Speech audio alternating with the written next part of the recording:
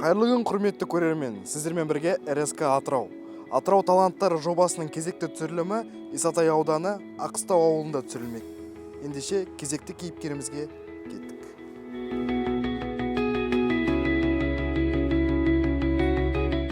Біздің бүгінгі кейіпкеріміз ел намысын қорғап Франция астанасы Парижде өткен халықаралық байқауда жоғарғы деңгейде өнер көрсетіп, бас жүлдені жеңіп алған Әсемай әншілері ансамблінің жетекшісі Әсем Бахитова. Саламатсыздар ма? Саламатсыз ба? Қош көрдік.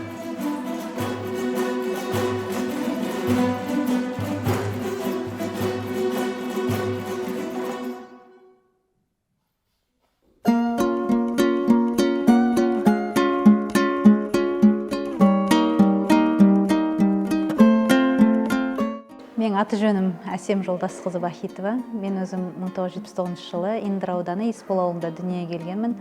Ата-анам Жолдас пен Құралай өте өнерге жақын адамдар. Әкем домбырада тартса, анам ән салып, солай балалық шағымыздан бастап осы өнерге бейім болдық. Өзімнен кейінгі інілерім Әсет, Есет, Аяулым деген осы Атырау бойынша той бизнесінде жүрген бауырларым, бәріміз де өнерге жақын болдық. Мен тұрмысқа шыққан отбасы өнерлі отбасы. Қайным Зұлхашев Дулат деген термеші, осы республикаға белгілі. Оның қызы Райхан, осы мен Әсемай әншілер тобындағы ең үлкені, жетекші әншім. Сонымен қатар өзіміздің 5 баламыз бар. Соның ең кенжесі Нұрасыл мен Аягөз де осы Әсемай әншілер тобының мүшелері.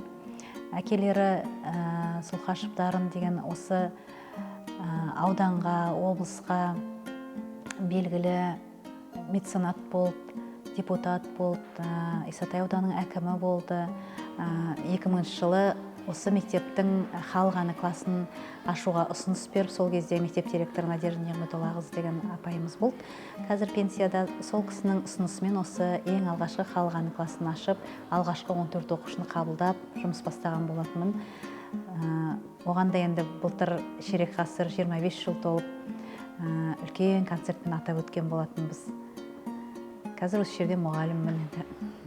Жалпы Әсемай ансамблінің құрылу тарихы туралы айтып берсеңіз. Сол Әсемай ансамблі былтырғы 25 жылдық ән Әсем деген үлкен концерт бердік. Өзімнен түлеп ұшқан барлық шәкірттерімді шақырдым. Оның ішінде Алматыда Чайковскийде музыка колледжінде мұғалім болып қызмет атқарып жатқан Айгерім Апенова, консерваториядағы оқушыларым, осы Дина Нұрпейісова атындағы музыка колледжінде мұғалімдік қызмет атқарып жатқан Жұлдыз Сүндетқалиева сияқты көп деген осы өнер жолын жалғаған шәкірттеріммен қатар, сонымен қатар басқа салада қызмет етсе де әлі өнер тастамай домбырамен ән салып жүрген шәкірттерімнің барлығын басын қосып үлкен концерт берген болатынбыз. Есепті концерт. Сол жерде барлық номерді сол түлектерге басым бөлігін соларға бергендіктен өзімде оқып жатырған 14 оқушымды біріктіріп, осы ансамбль құрып, 2 ән орындаған болатын. Бірақ та ол жерде осылай Әсемай ансамблі болып, арғарай ұласып кетеді деген ешқандай ойымда болған жоқ еді. Бірақ ниетім осы бір номер қылып шығарып 14 оқушыны. Сосын олардың аналары, 14 оқушының аналарын, баламен ана, мектеп 3 тағанды біріктіріп, бір номер шығарғым келіп, Сенің анаң алтын деген әнді алдық. Әр салада қызмет ететін аналардың барлығын күнде шақырып, 2 ай бойына күнде кешке домбыра үйретіп, ол мұғалім ба, дәрігер ма, үйде отырған анама, сол барлығының ойы енді бала үшін өмір сүріп жүрген аналар ғой. Бір сахнаға бірге ән айтайық деген ұсынысымды қабыл алып, аналарда бірге домбыраны үйреніп, бірге ән айтып шыққан болатын. Содан бастап осы Әсемай ансамблі құрылды.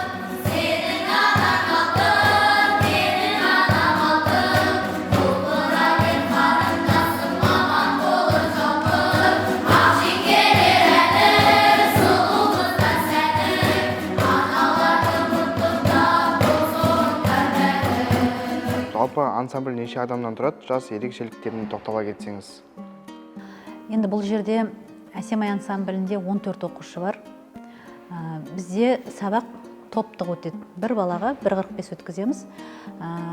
Бұл жерде ансамбльде 14 оқушының біреуі 2-ші класс, 5-еуі 3-ші класс, 4-еуі 4-ші класс, 4-еуі 5-ші класс деген сияқты әр класста бізде 5 класс оқытамыз осы музыка мектебінде. Аққыстау мектебінде біздің Аққыстау ауылында 4 мектеп бар. Аққыстау мектебі, Өркен мектебі, мектеп-гимназия және Абай орта мектебі. Осы 4 мектептен жиналған біздің өнер мектебіне келетін оқушылар 14 оқушы, ең кішісі 10 жаста, ең үлкені 14 жаста. Сол 10-14 жас аралығындағы оқушылар ішінде 3 ер бала бар, қалғандары 11 қыз бала. Жалпы топта домбыра аспабынан бөлек қандай аспап түрлері бар? Домбыра аспабынан бөлек барабанда ойнайды Нұрасыл деген баламыз, Рахим деген баламыз тұяқты ойнайды, және 5 қызымыз шаңқобызды ойнайды. Жаңағы терме жанры бойынша ән дайындау керек болды.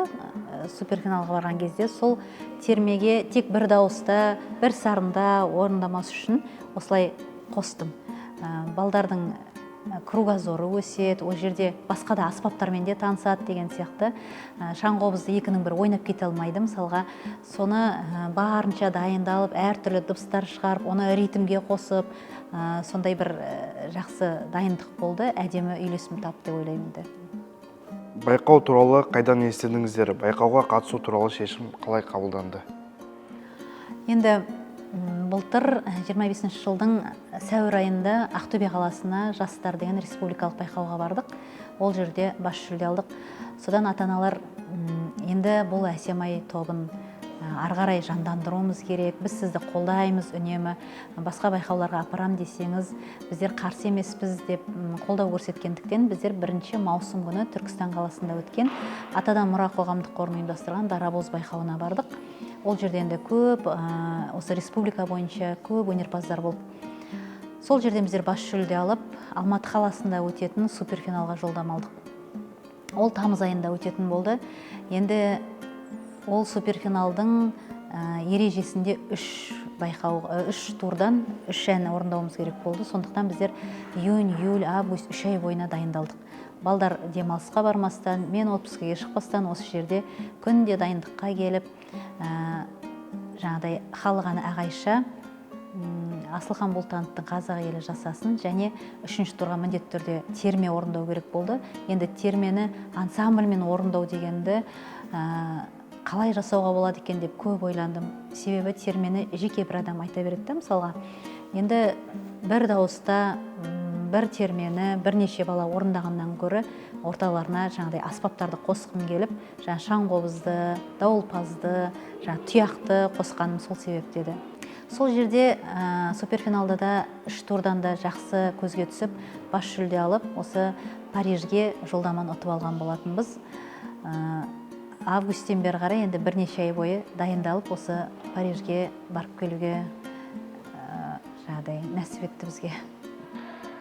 Париждегі байқауға дайындық қанша уақытқа созылды, және де жолды кім қаржыландырды? Енді Париждегі байқау бізде наурыздың 29 күні болды, 26 жылдың жолдаманы тамызда алған болатынбыз. Енді содан бері қарай барынша дайындалдық, бірақ осы жақындағанда кішкене дайындықты үдеттік, көбірек осы жерде бірге болуға тырыстық, басқа іштегі мұғалімдерге, ұстаздарға көрсетіп, олардың пікірлерін тыңдап, қосатындар бар ма, алатындар бар ма деген сияқты сондай бір дайындығымыз мықты болды. Қаржыландыруға келсек, енді ата-аналар өздері қаржыландырды. 14 оқушыны балдар өздері, ата-аналар енді ата-ана бала үшін өмір сүріп жүрген адамдар ғой, енді барынша биіктен көргісі келеді, өнерлерінің арғай жалғасқанын жақсы көреді. Ансамбльдегі 14 оқушы және жеке бір оқушы барды, сол 15 оқушыға ата-аналар өздері төледі. Енді конкурстан келгеннен кейін облыстық білім басқармасының және Эмбомнайгаздың біздер жаңағыдай осы кеткен қаржыны төлейміз деген әңгімелері болды, енді оны күтеміз. Жалпы неліктен дәл Махамбет Өтемісұлының «Ей Махамбет жолдастың» термесін таңдадыңыздар байқауға? Жалпы бір кезде Сахарадан аса алмай жатқан қазақ әнін Әміре Қашаубаев Париж аспанында қалықтатып, осы Европаның жұртшылығын аузына қаратып, қазақтың осындай ұлт екенін мойындатқаны біз үшін мақтаныш болса, осы Парижге барғандағы біздің таңдаған шығармаларымызға біздер аса қатты мән бердік. Соның ішінде осы «Әй Махамбет жолдасым» деген Махамбеттің термесін алуымыздың бірден бір себебі өзіміздің жергілікті ақын, батыр, күйші, сонымен қатар оның әрбір сөзін алып қарасаңыз, мән мағынасына қарасаңыз, жаман мен жақсыны, ақ пен қараны бәрін сондай бір жақсы жеткізіп айтқан ақын. Ол рух береді біріншіден. Қазақтың кәдімгідей бойындағы қанды қыздыратындай, ана жерде Махамбеттің термесін орындағанда басқа біздің тілімізді түсінбейді ол жерде. Мысалға, Францияда тілімізді түсінбесе де, анау кәдімгі рухты шығарманы орындап жатқанда тыңдаушылардың жүрегінен орын алды деп ойлаймын. Мысалға, Стамбулда аэропортта 5 сағат отырғасын, сол жерде де орындап бір ән айтайық деп балдар тұрып домбыраларын алып, осы Махамбетті орындағанда ана жердегі шетелдіктердің жиналып қалғанын көрсеңіз, бәрі телефондарына түсіріп, сондай бір. Сондықтан шығарма таңдауда мен қателеспедім деп ойлаймын енді. Кеттік. Ей Махамбет жолдасым, біздің білдің болмасын, болмаған емей немене, өтірік сөзге алданып, бақтым ауыр қасымнан, әскер келді қасымнан, жамана жалғыз қалған соң, өкінген деп айналып. Жалпы шетелдік сахнада өнер көрсету кезінде қандай әсерде болдыңыздар? Қалай екен шетелдің сахнасы? Енді біздің балдар өзіміздің аудандық жалын мәдениет үйінің кішкентай сахнасы көріп жүргені. Қазақстан бойынша шыққанда да сахналар енді анау шетелдегідей үлкен емес екен де. Мен өзім таңғалдым. Ең бірінші өйстіп театрға кіріп келе жатырмыз. Театрға кірдік. Бір заманда осылай сахнадан бүйтіп көргенде дейтін үлкен сахна, анау залдағы адамдардың, ана балкондарда отыратын жерлерді енді өзім бірінші рет көріп тұрған балдардың өзі вау деп өйстіп қарап қалды ғой кәдімгідей. Сөйтіп звукорежиссерлар, анау микрофонның стойкасының өзі жаңағыдай астындағы дейтін дөңгелек зілдей анау қозғалып кетпей үшін қойылған несі ғой енді. Соның барлығы кәдімгі ерекше әсер. Анау звукорежиссердің отыратын жері, анау жері енді бөлек барлығы да, сахнада, тыңдарманда, отырған рядтарының әдемі орналасуы, анау шығатын жердегі енді барлығын видеоға түсіруге тырыстым, ана жерде әдеміліктерді. Сонымен қатар хабарлағанның өзінде де сен балдардың фамилиясын, аты жөнін ағылшынша айтып отырғанда, ол енді бөлек ерекше әсер береді енді. Қазылар алқасының реакциясы қалай болды?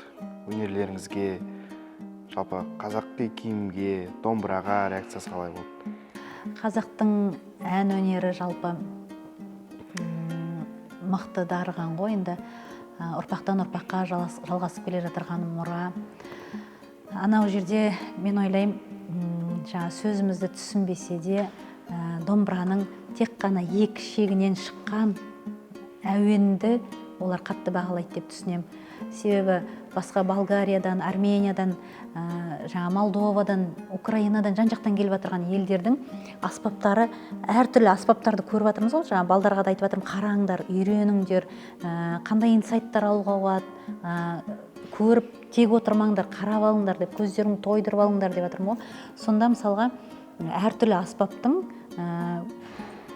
әр мәдениеттің, әр ұлттың өкілдерінің әртүрлі аспаптарын көріп жатыр ғой. Соның ішінде олар домбыраның тек қана екі шегінен шығып жатырған сазды әуенге таңғалды деп ойлаймын. Және де балдардың сахна мәдениеті, өнері, әннің әрбір иірімі, біздер соның барлығына мән беріп дайындалдық. Соның бәрін көрсетті. Балдар жаңадай жюрилерде соның бәрін толық түсінді деп ойлаймын. Өте күшті қабылдады. Соның ішінде осы әлеуметтік желіге кеңінен таралып кеткен анау видеоны көрген шығарсыздар. Звукорежиссер сол жерде біздің балдар дайындалып жатыр, термен орындап, ол өзі соған билеп осылай жүр ғой. Анау кәдімгідей риза болып жүр да, ана әннің ырғағына билеп сондай. Сондықтан жюрилер өте жақсы қабылдады. Соның ішінде сахнаға шығып жюрилер сөйлегенде ағылшынша сөйлеп жатыр. Біздер оны не айтып жатқанын түсінген жоқпыз да, мысалға. Бірақ та марапаттан кейін соның ішіндегі бір әйел адам келіп, мен қолымды алып, вы прекрасный педагог деп маған баға бергені мен төбемді көкке жеткізді. Жалпы осы дәстүрлі ән, қазақтың дәстүрлі әні әлемдік деңгейде сұранысқа ие деп ойлайсыз ғой? Иә, әрине. Дәстүрлі әнді жалғастыру керек. Ол өзімнің оқушыларыма да айтамын, сендер алтын көпір іспетті, мына қазіргі үйреніп жатқандарыңды ұмытпай, алдағы болашақ өскелең ұрпаққа үйрету сендердің қолдарыңда. Сондықтан ешқашанда ұмытпаңдар, дәстүрлі әнді жалғастырыңдар деп үнемі айтып жүрем. Байқаудағы ең үлкен қиындық қандай болды? Шетелде оқушы балдармен қиын болмады ма? Байқауда енді ондай қиындық болған жоқ бізде. Бірақ та шетелде жүру енді кішкене қиында болады. Оның 14 баланың ата-аналарының бәрі барған жоқ, тек қана 3 ата-ана қасымызға еріп барды. Ана жерде троллейбустың өзіне мысалға есік ашылғанда кіріп үлгеріңдер, есік жабылған, ашылғанда шығып үлгеріңдер дейді ғой жаңағы. Ең үлкен деген чемодандарды өзіміз үлкендер ұстап аламыз.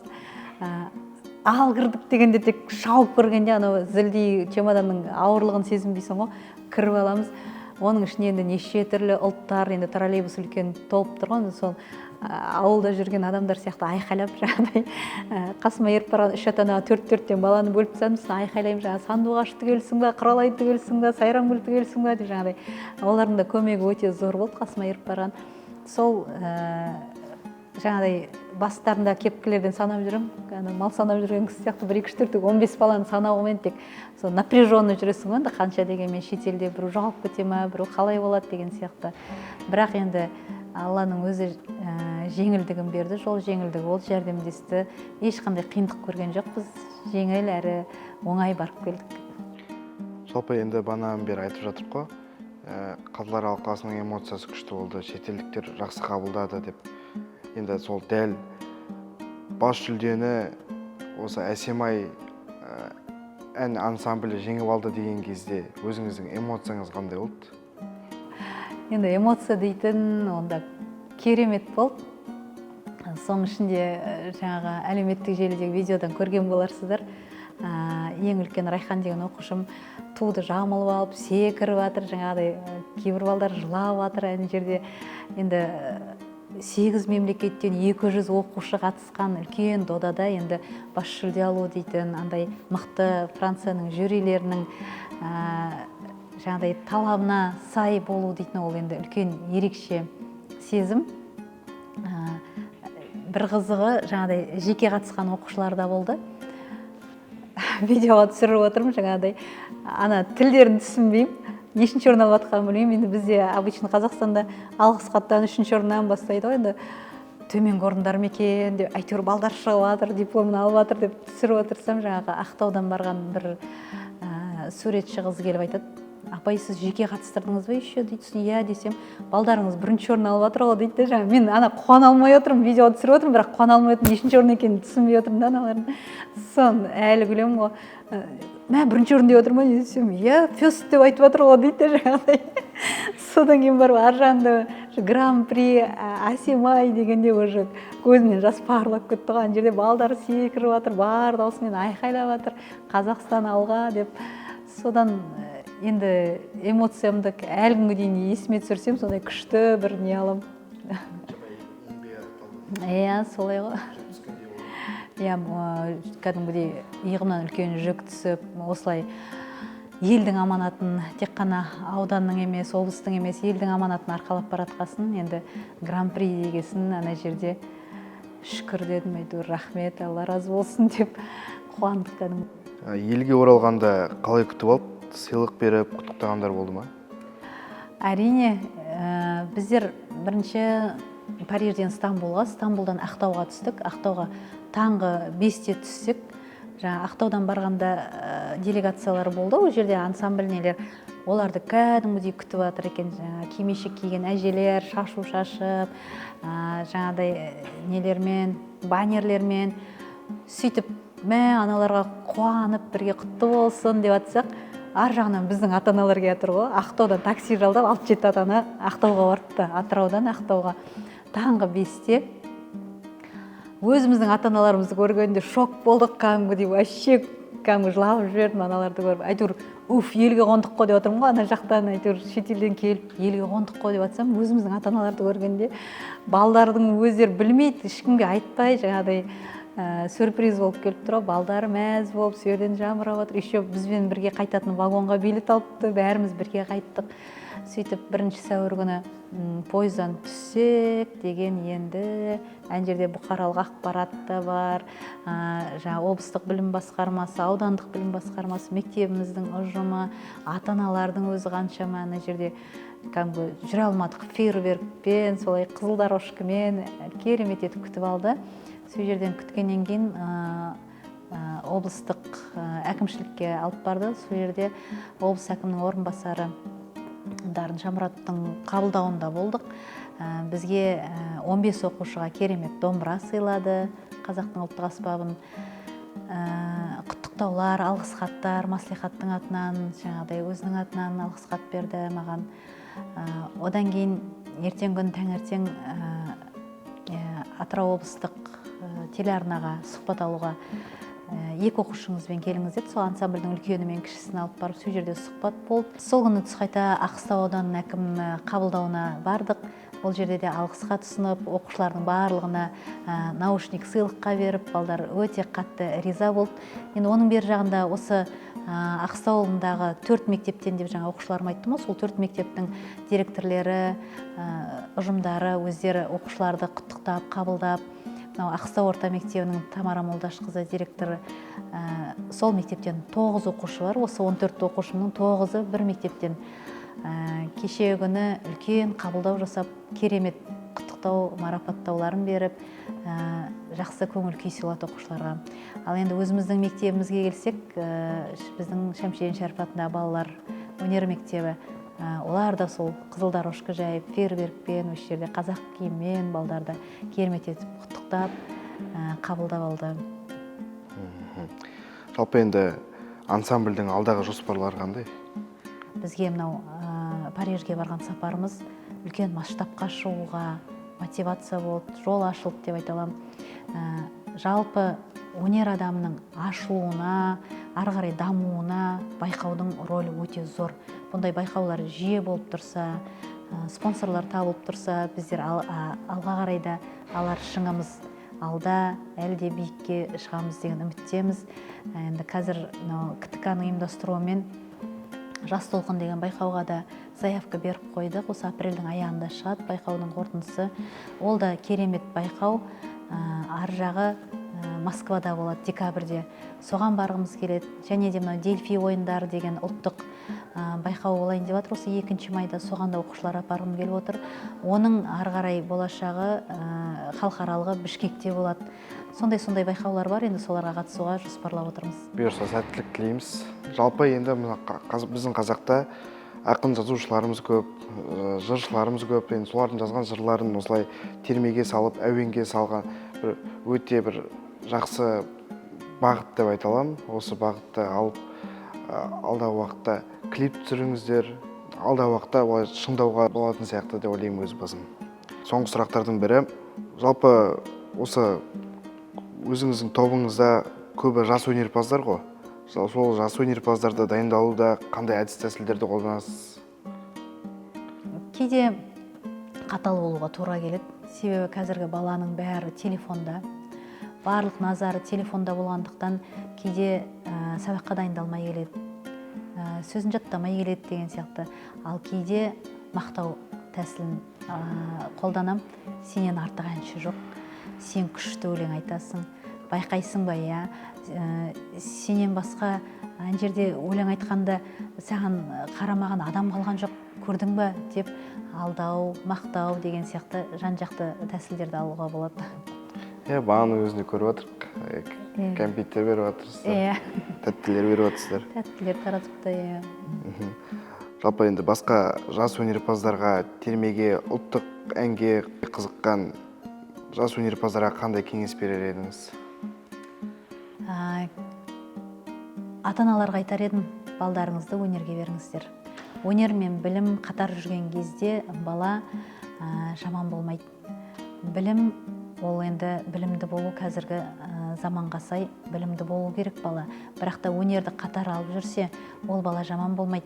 Өнер мектебіне келіңдер балдар, дәстүрлі әнді орындаңдар, бойларыңа сіңіріңдер. Ән жырмен өскен бала ол керемет ұрпақ болып қалыптасады. Әсем ханым, енді қазір сізге сұрақтар қоям, жауабыңыз тек иә немесе жоқ болсын, иә? Қысқаша сұрақтар. Балалармен жұмыс жасау қиын ба? Жоқ. Жарыстар алдында қобалжу болады ма? Иә. Шетелге алғаш шығуыңыз ба? Иә.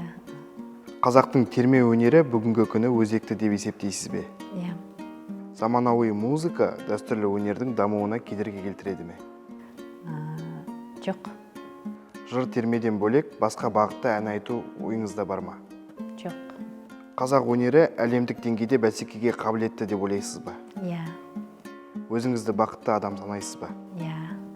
Өміріңізде тәуекелге қадам жасаған кезіңіз болды ма? Иә. Осы Парижге барғанның өзі де тәуекел. Қандай таңдау болса да өнер жолын таңдауға дайынсыз ба? Иә. Бір уақытта бәрін тастап кетуге тура келсе, бәрін тоқтатар ма едіңіз? Қиын сұрақ екен. Жоқ, тоқтатпаймын. Рахмет, сұхбатымыз аяқталды. Аман болыңыз. Рахмет сіздерге.